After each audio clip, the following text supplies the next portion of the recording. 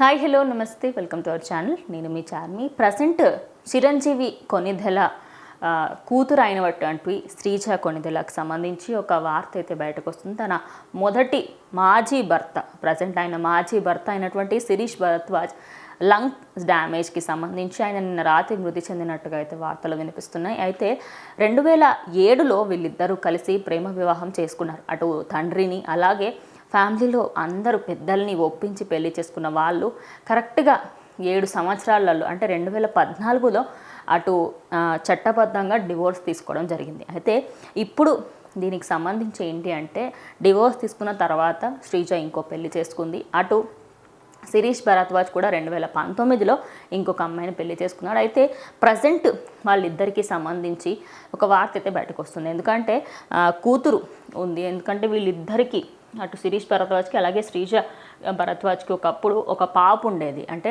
మాజీ భర్తకి సంబంధించి ఒక పాప ఉండేది. మరి ఆ పాపని తీసుకువెళ్తారా మృతదేహం దగ్గరికి, లేదా లేకపోతే శ్రీజ అయినా వెళ్తుందా లేదా అని చెప్పేసి ప్రజెంట్ చాలామంది తెలుసుకోవాలనుకుంటున్న అంశం. ఇప్పటి వరకు అయితే అక్కడికి వెళ్తారు అని చెప్పేసి అయితే ఎలాంటి వార్తలు బయటకు రాలేవు.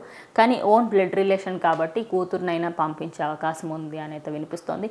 అయితే మాజీ భర్త కాబట్టి అటు డివోర్స్ తీసుకున్న తర్వాత ఎలాంటి సంబంధాలు లేకుండా ఇటు కొణిదెల ఫ్యామిలీ నుంచి మొత్తంకే ఆయనని ఎక్కడ కనిపించకపోవడము, అండ్ ఆబ్వియస్లీ విడాకులు తీసుకున్న తర్వాత తను రెండో పెళ్లి చేసుకోవడం జరిగింది. దాని తర్వాత కూడా దానికి సంబంధించి కూడా కొన్ని ప్రాబ్లమ్స్ వచ్చి ఇంకో పెళ్లి కూడా చేసుకునే వార్తలు వినిపించాయి.